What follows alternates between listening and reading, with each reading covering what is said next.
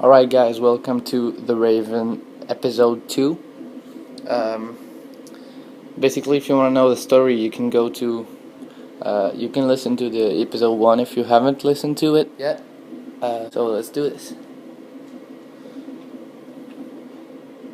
Why do you need the gun? It's the Raven. He was gunned down, so now I need a pistol. Dead birds don't need guns. Nor do live ones. You don't know who the Raven is, do you? He's the greatest burglar ever. He stole paintings from the Louvre.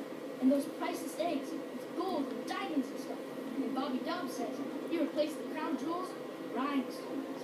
I know who the Raven was. Although I don't quite buy that bit about the crown jewels. What's your name, boy? My name is Matthew Miller. And where are you from, Matthew Miller? From Dillsburg, Pennsylvania. But my mom and I live in England now. She's taking care of some rich old lady. We're on our way to Venice at the moment. We're taking a cruise on a big ship. Impressive. You've already seen half the world. I've spent my entire life in Switzerland. It must be really boring. You do know these days there are thieves far more dangerous than your old Raven. 2 days ago, a precious ruby was stolen from the British Museum. There was an explosion. A guard was severely injured. Really? Yeah. And you know what the papers say? You talk too much, Constable. Zelda, monsieur. Anton Jakob Zelda. Or did he pull a gun on you? No, monsieur. Get a move on. Inspector Legrand, it's a great honor to work with a celebrity like you. We appreciate the support of the Swiss police. But it'd be better if you'd remain seated and keep an eye on things. But monsieur, your journey on this train is most unusual. Is it related to the burglary at the British Museum? Not in the least. And the safe? What's that for? I'll let you know if we need your help, Constable. If you'll excuse me, I'll be in the first freight car at the back of the train for the rest of the trip. I'm not here to enjoy the beautiful scenery. I am a good observer, and I have finally honed powers of deduction. This guard looks like Thanks to that, he looks like the guy in the video before, the guard of the museum. For example, that man over there is a violinist. That would be more impressive if there weren't a violin case next to him.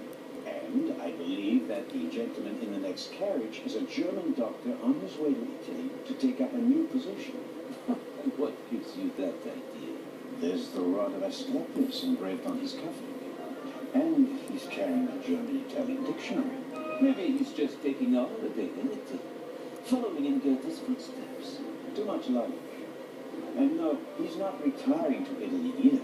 The suitcases are too shabby for me to believe that he can afford to retire in his late 50s. All right then, Constable Zelda. Constable Zen. If you're such a clever fellow, what am I doing on this train?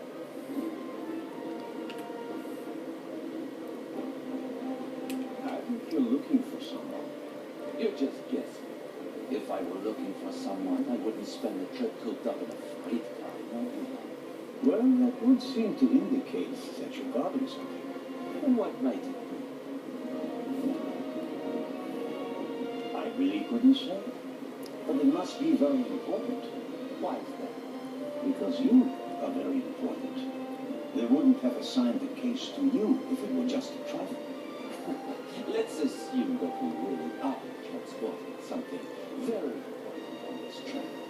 And let's assume that it really is my job to see that it arrives safe. Then why isn't the train crawling with police? There are enough police on this train as it is. If there were more, they'd only get in each other's way.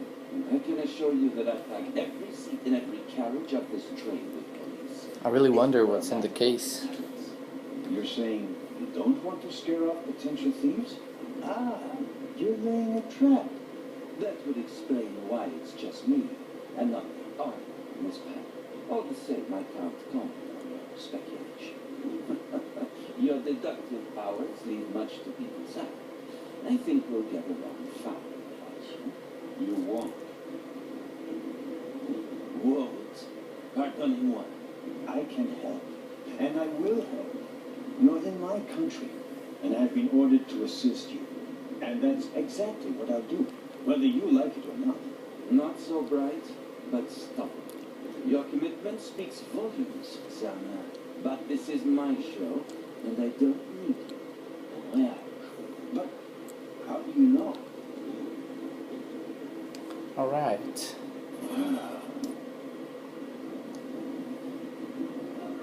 Oh, hello. You cheated. Did what? I saw you talking to the German doctor on the platform. He told you everything himself, and you were just pretending to put two and two together. And what of it? Do you know who that is? That's Inspector Nicholas Legrand. You have to impress him if you want to work with him. I'm going to tell on you. You'd really tell on me? To the very policeman who shot your dear Raven? Whoa! It was him? Mm-hmm. Hunted and killed Europe's most famous burglar. That's how he got his start. I won't tell him a thing. I wouldn't either. All right, Matthew. I have to do my work now. Everyone calls me Mac. Well, except for my mom. She calls me Mac. As if I were a little kid. Whether Legrand wants my help or not, I'll keep my eyes open. Maybe I can change his mind.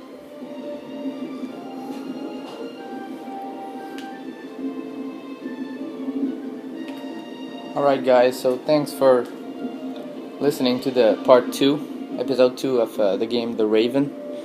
Twin Vipers Gaming here, telling you thank you and see you later.